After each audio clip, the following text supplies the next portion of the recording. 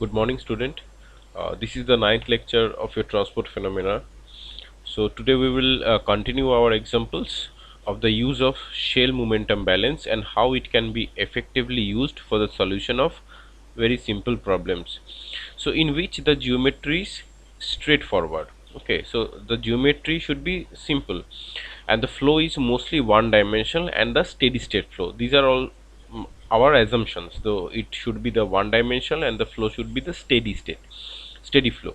Okay, so now today we will discuss few examples. One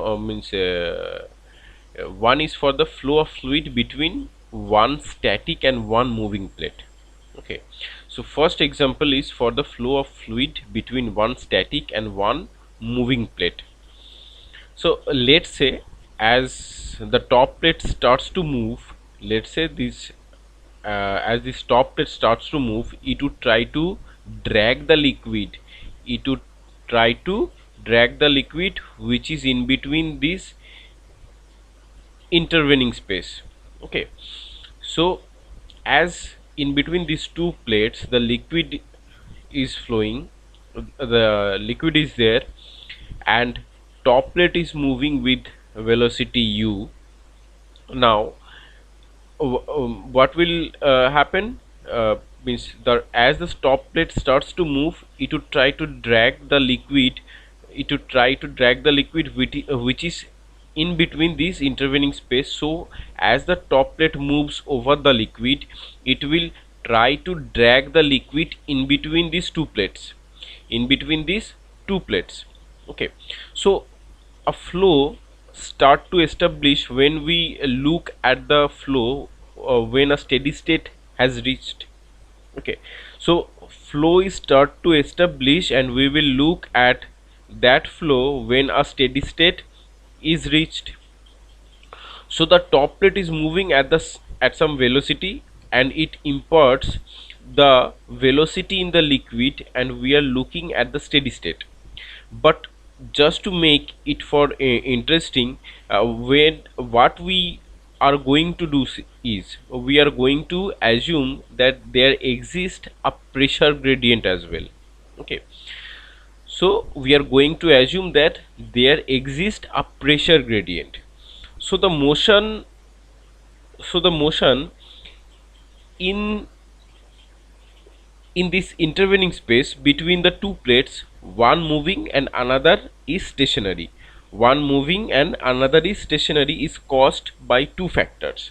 One is movement of top plate, and second is the pressure gradient that exists between 2 points. Okay, so the motion in between this space, means in between the motion in between this intervening space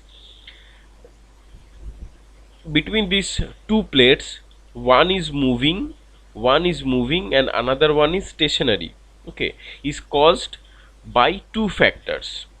So this motion is caused by two factors. One is movement of the top plates, and another is the pressure gradient that exists between these 2 points. Okay, now if the pressure decrease in the direction of the top plate motion,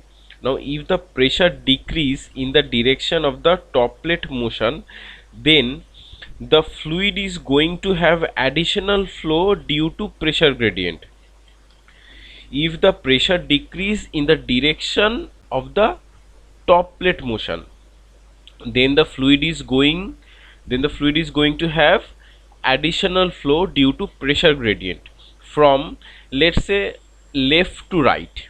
Okay, so the pressure gradient from uh, left to right, so the top plate is moving from the left to right, and the pressure gradient in such a way that would try to push the liquid from the left to right.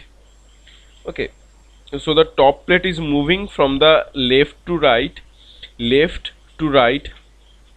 and the pressure gradient in such a way that you try to push the liquid from left to right. Okay, so when that happens, we will say that it is a favorable pressure gradient. So when it happens, we will say that it is a favorable pressure gradient. So in order to have the favorable pressure gradient, the pressure has to decrease as it move along the actual direction. So in order to have the favorable pressure gradient, the pressure has to decrease as it moves along the actual direction. If it is opposite, that means if I move in this direction, then the pressure increases. We will call it as unfavorable pressure gradient. But the problem we are going to deal with this with the flow between these two parallel plates. One plate is motion and another uh, is favorable pressure gradient. Okay, so the problem we would like to solve using the shell momentum balance. Then there are several interesting offshoots of this problem which we'll see as we move along. But right now let's draw the picture to plates, one stationary and one in motion, and see what happens in between this liquid, in between these two plates. So bottom plate is stationary and the top plate is moves towards the right with a constant velocity u, and let assume that the gap in between these two plates is equal to b. So gap in between these two plates is b. The direction along the flow is x. The direction along the flow is x, and perpendicular to the direction is y. Perpendicular direction is y. So there is a pressure gradient which is dp dx, and which is equals to minus a, dp dx which is equals to minus a, and a is simply a constant. So as we move downstream direction, the pressure decrease. So as we move in the downstream direction, the pressure decrease. So the top plate moves, it drag the fluid, and also I have a pressure gradient that force the fluid to move from left to right. Okay, so as the top plate moves, it drag the fluid, and also we have the pressure gradient which is dp dx. This pressure gradient and the drag force try to push the fluid to move from left to right. Now here I again have to draw a shell and make the balance.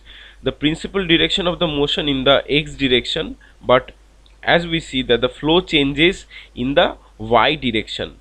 As we see that the flow changes in the y direction, because this is the stationary plate, and attached to this liquid, this is in stationary condition. As we move away from the stationary and towards this moving plate, the fluid will try to move from the left to right with this moving plate with velocity u.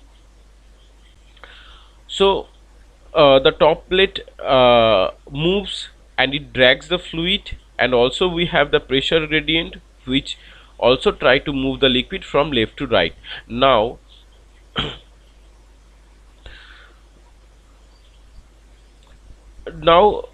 we assume a shell in between these two plates. Now we assume a shell in between these two plates which are having the thickness of del y, So let's say the area of the shell is, A, capital A. So the shear stress tau is going to have two subscript. So the shear stress is going to have two subscript. So it's the subscript will be yx, because x being the direction of motion, and y is the direction in which the momentum get transported, and this acts on the area A. Okay, so this momentum which is acting on this area A, so the expression for the time rate of momentum in through the bottom face, which is located at the y, and time rate of momentum which would again the same expression be evaluated at y plus delta y. So one is for y and another is y plus delta y. Okay, so since velocity at day x direction is a function of y only, the convective momentum in and the convective momentum out need not to write here. Okay, so as the velocity at x direction vx is the function of y only, the convective momentum in and the convective momentum out need not to write here. So since it is an incompressible fluid also, there would not be any accumulation of mass inside the control volume because it is a steady state also, incompressible fluid and steady state, so there would not be any accumulation of mass inside the control volume. Okay, so this is a molecular transport of momentum which we need to write, and again since the system is horizontal, so there is no question of having any component of gravity in the direction of flow. As this is a horizontal system, so there is no component of gravity in the direction of flow, and the gravity is acting in a direction perpendicular to that of flow, and the gravity which is acting in a direction perpendicular to that of flow, so there would not be any gravity force acting over here. So there is no gravity force acting over here. On the other hand, the pressure is going to play a role over here. So the pressure, let's say at the inlet point of the shell is P naught. Okay, so which is acting on the area which are having width W and the thickness del Y. Okay, so the pressure at the inlet point, let's say it is P naught, and which is acting on the area W width and the thickness Y, means this side area. Now as we know that this Vx velocity at x direction is a function of y, not the function of x, so there is no convective momentum, and it is an incompressible fluid, no gravity force acting over heat, and the no body force term. Okay, so the viscous transport of momentum only present in this control volume, which is Lw multiplied with that tau yx. So tau yx is the force per unit area, with that the area where the viscous transport of momentum is acting, and this one is the in term viscous transport of momentum in at y, and Lw into tau yx at y plus delta y, this is at out, this is the viscous transport of momentum it in out, so this is at y plus delta y direction. And the as we have mentioned that there is only a pressure force which is acting on this control volume, so at steady state, so the pressure force will be, so at the inlet condition there is a pressure which we assume that is P naught, and at the right hand side of this control volume the pressure is PL, capital PL. So the pressure force which is acting on this control volume is P naught into W into del Y. Pressure force acting which area? This side area. W into delta Y. W into delta Y. W is the width and delta Y is the thickness of the control volume. So in this area the pressure is acting. So at the inlet pressure force is P naught multiplied with the area W into del Y minus PL into W into delta Y, which is equals to 0 at steady state. Now we have from the governing equation at steady state. So as we know that the from the governing equation, rate of momentum in minus rate of momentum out plus summation of all forces acting on the control volume is equals to 0. So at steady state, after putting all those forces, means the viscous forces and the pressure forces, and simplifying it and taking the limit and integrating it, we get this d dy tau yx, which is equals to del p del y. Okay, so we divide the both sides by del y and taking the limit when del y tends to 0, so that we get this term minus d dy tau tau yx equals to del pl. So essentially this area A is nothing but W into L. Okay, so this area is nothing but W into L, and this L is the length of the control volume, and W cancels from the both side. W cancels from the both side if you make the governing equation over here. So the L is remaining, which is being brought on the denominator. So once we can do that, substitute the tau ix, essentially we would get this d2 vx dy2, which is equals to 1 upon mu dp dx after applying the Newton's law of viscosity. So we incorporate this tau yx, the value means the tau yx equation by Newton's law of viscosity, which is minus mu dvx dy. Now after implying this Newton's law of viscosity, we get this d2 vx upon dy2, which is equals to 1 upon mu dp dx. Okay, now again after integrating, we have this vx equals to 1 upon 2 mu dp dx into y square plus c1y plus c2. So we have now two integral constants, c1 and c2.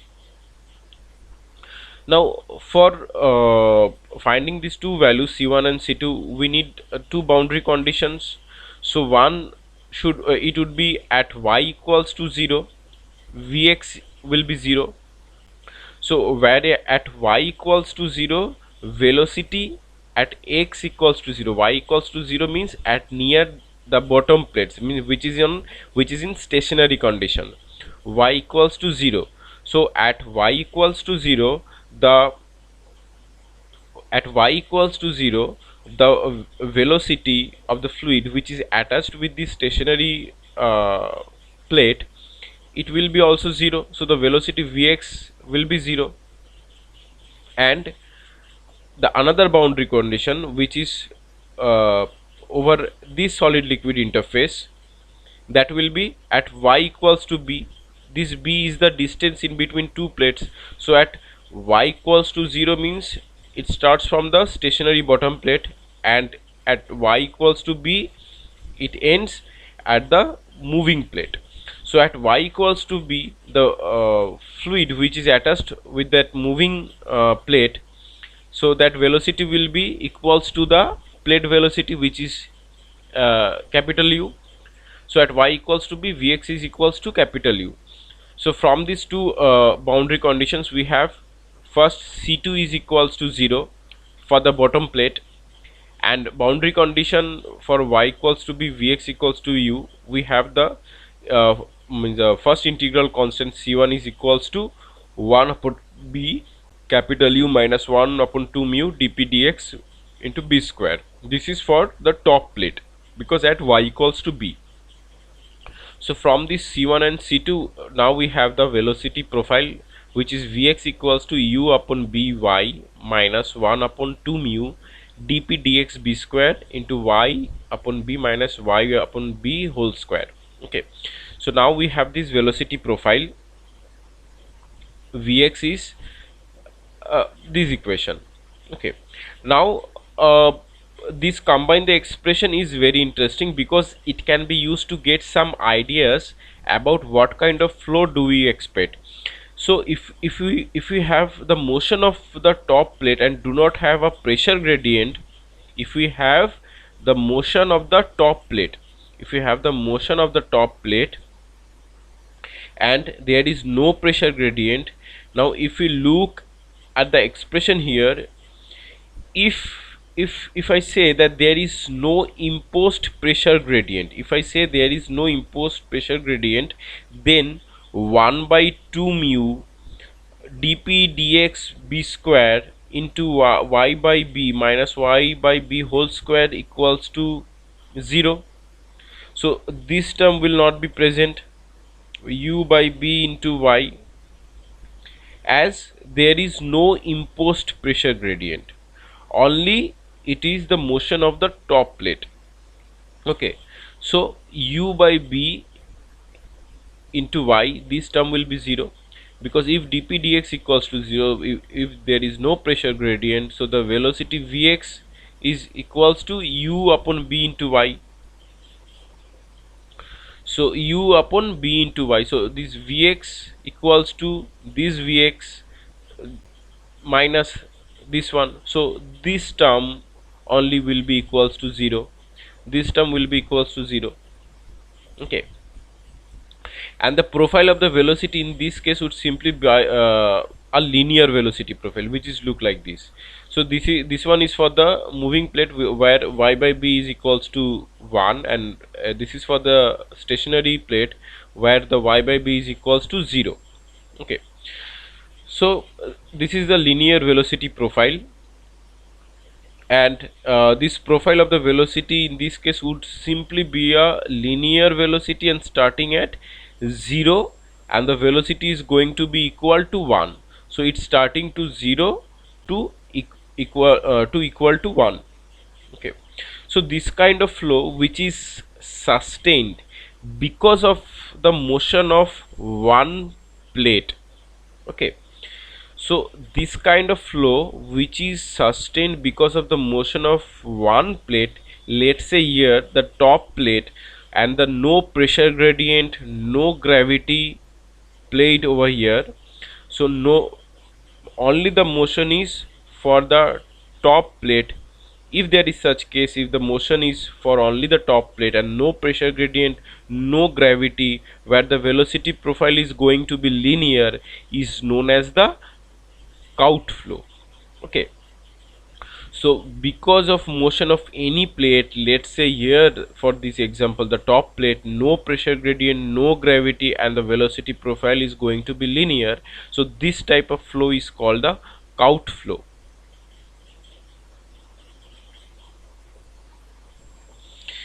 Next means if we see that if we apply a pressure gradient in this case, okay, if we apply a pressure gradient in this case, so we can get a linear distribution. Now if I appear a pressure gradient in this, let's assume the pressure on the left side is more than the pressure on the right side. The pressure on the left side is more than the pressure of the right side. So what we call a favorable pressure gradient. So as we move in the x direction, the pressure gradient decreases, or in other words, dp dx less than 0. So as we move in the x direction, the pressure gradient progressively decrease, which is dp dx less than 0. So if dp dx less than 0, that is called a favorable pressure gradient, and uh, you can get the pressure, the condition is probably going to be something shown this uh, figure, which is means for dp dx which is less than 0, this is a favorable pressure gradient. Okay, and dp dx which is positive over here, this is the unfavorable pressure gradient, and which is, and this pressure is maximum at y equals to b. Okay, and this one is for the dp dx where the pressure gradient is 0. So we have favorable pressure gradient and top plate is moving with some velocity. So this situation is a unique, but because there is a departure from the straight line behavior of the velocity. So we have a favorable pressure gradient, okay, and the top plate is moving with some velocity. So this situation is unique because there is a departure from the straight line behavior of the velocity, and it try to closely resemble the second part of it. So it is the superimposition of the Cout flow over the pressure driven flow when the pressure gradient going to be negative.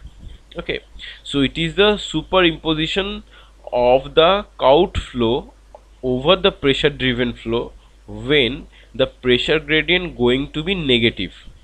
So it can also happen that the pressure on the right side is going to be more than the pressure on the left side. The pressure on the right side is going to be more than the pressure on the left side, or the case of a favorable pressure gradient. If it is an unfavorable pressure gradient, then the profile would look like the opposite of this previous one. So in this case, dp dx is greater than 1, dp dx is greater than 0. So that means if we move from the side, from this side to this side, the pressure increases. So therefore the pressure gradient is positive and it is unfavorable pressure gradient. So one hand we have the Cout flow where we get the linear distribution, favorable pressure gradient and unfavorable pressure gradient.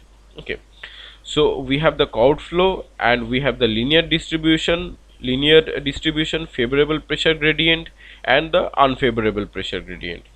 So there is more interesting thing in Cout flow, that the maximum Cout flow, the maximum takes place at y equals to b. The maximum flow will take place at y equals to b. But if we have the unfavorable pressure gradient or the favorable pressure gradient, the location of the maximum velocity could be different. The location of the maximum velocity could be different. If we have the maximum or the if we have the unfavorable pressure gradient and a favorable pressure gradient, the location of the maximum velocity could be different. If it is going to be at y equals to b, it could be some point in between y equals to b and y equals to 0. Okay, so y equals to b to y equals to b to y equals to 0. So if someone tells that what is the location of the maximum velocity, so we understand for vmax, that would be dvx dy, which will be 0. dvx dy is 0 for maximum velocity. So if you substitute the expression of vx here, the differential with respect to y, and make it equal to 0, we got this b square upon 2 mu into dp dx into y upon b minus 2 ym b square, which is equals to um by b. Okay, so from where this, if you simplify it, we can get this ym is equals to b upon 2 1 plus 2 mu2 mu capital U by a b square, where this a is equals to minus dp dx. Okay, so where a is equals to minus dp dx. So we we have seen that the location of this vmax, which depends on the pressure gradient, the top plate velocity, the geometry and the separation between these two plates, and the transport property, which is mu. So the maximum velocity will not lie over the top plate. So the Vmax will not lie over the top plate. Vmax will lie somewhere in between these two. If the location of the Vmax, which depends on the pressure gradient, top plate velocity, the geometry, the separation between the two plates and the transport property, which is mu, viscosity, so for that case Vmax will not lie over the top plate. It will lie in between any place in between these two plates. Okay, so there is one more interesting thing that we can see. So if we draw this Cout flow diagram where we have two plates,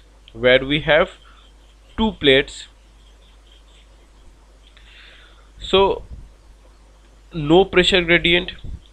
So we have again a Cout flow diagram where we have two plates and no pressure gradient, linear distribution, negative pressure gradient. Okay, and the pressure gradient and the Cout flow both are acting on the same direction. The pressure gradient but means that the pressure gradient and the Cout flow both are acting in the same direction.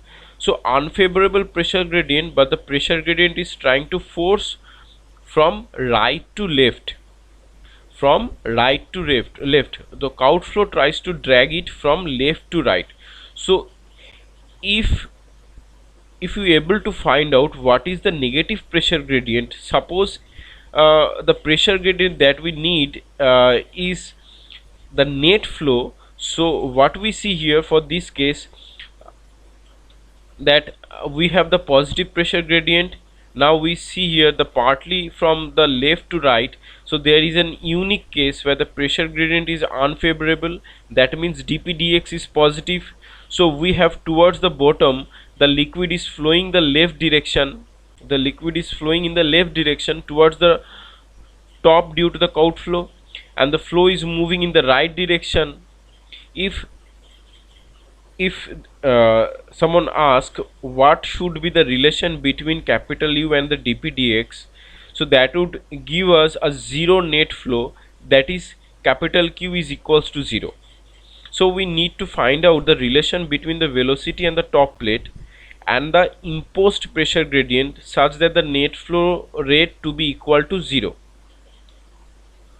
So this is very interesting to see that for Q to be 0, for Q the net flow rate Q to be 0, the algebraic sum of the flow rate in both the regions must be equal and opposite.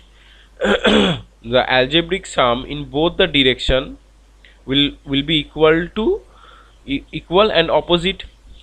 So the area under the curves must be equal. So the area under the curves must be equal. So you would be able to find the average velocity for this case where Q equals to 0. So the average velocity for a situation in which dp dx is positive and the top plate is moving with velocity, the curved flow is toward from left to right, the average velocity must be equal to 0. So one can find out the expression for the average velocity because the expression for velocity is known to us. So one can find the expression of the average velocity because the expression of the velocity is known to us. From there we need to find what is Vx, and this Vx is equals to 0, which is implies that Q equals to 0, that the net flow rate is equals to 0. This should give a relation between capital U and dp dx. Okay, so now in order to obtain to integrate the average velocity, which the average velocity will be the limit from 0 to b. 0 to b, the b is the distance between the two plates. So the average velocity will be integration limit should be 0 to b, and the velocity at the x direction Vx into dx into w, the width. So where this dx and w is the flow area and w is the depth of this control volume. So this is going to find the average velocity. So if we equate to it with 0, so we get the relation between u and dp dx. So an unfavorable pressure gradient can give rise to a situation which the net flow rate is 0, and the third part of the specific problem can also thought to provide a different type of problem. Let's say the top plate is moving and the bottom plate is stationary, and you have the favorable pressure gradient. So initially it was the straight line, so initially it was the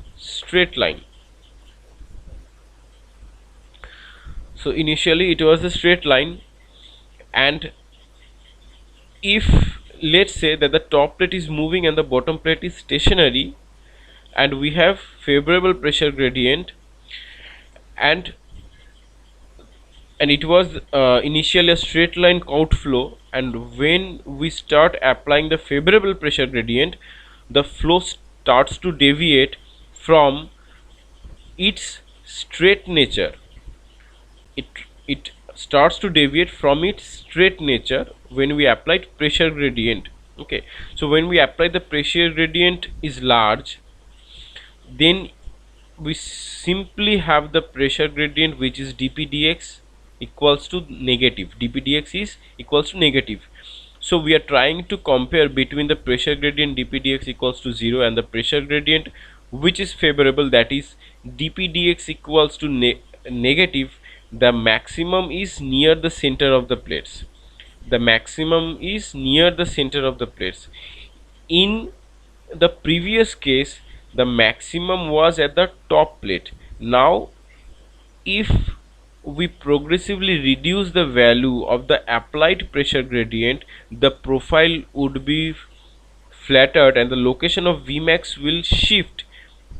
And if we reduce it significantly, then it is not a straight line, but the location of the maximum velocity remains at the top end.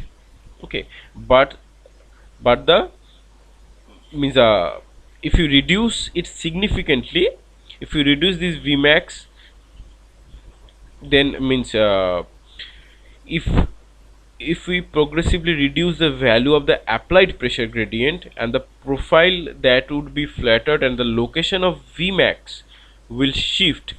And if you reduce it significantly, then it is not a straight line, but the location of the maximum velocity remains at the top end.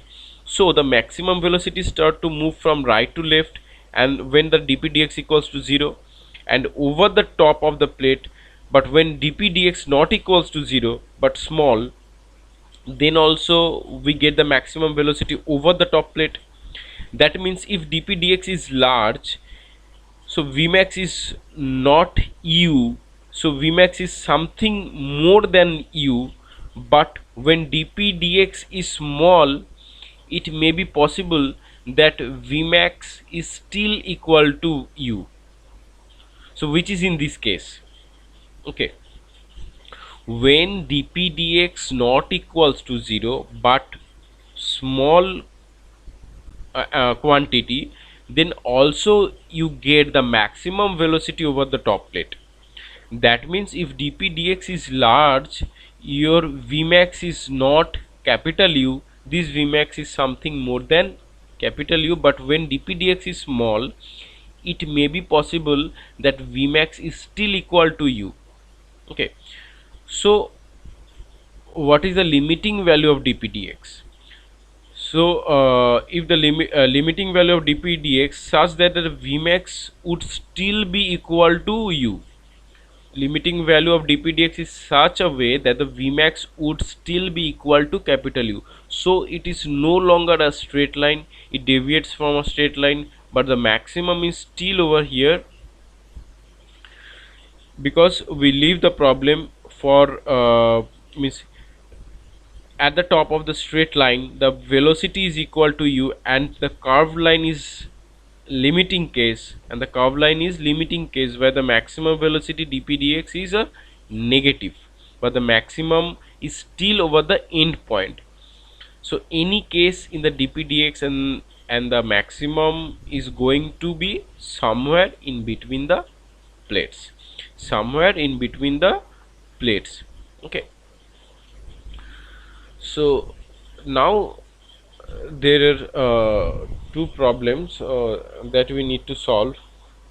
First one is water at 20 degrees centigrade which is flowing down a vertical wall with Reynolds number 10, and you need to calculate the flow rate in gallons per hour per foot of wall length, and second one the film thickness in inches.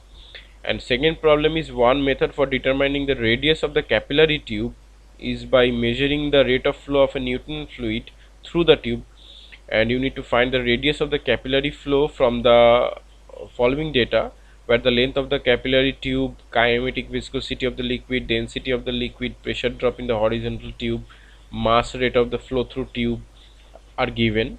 And you need to find the what are the difficulties may be encountered in this method, and you need to suggest some other methods for determining the radii of these capillary tubes. Okay, so thank you students for this class.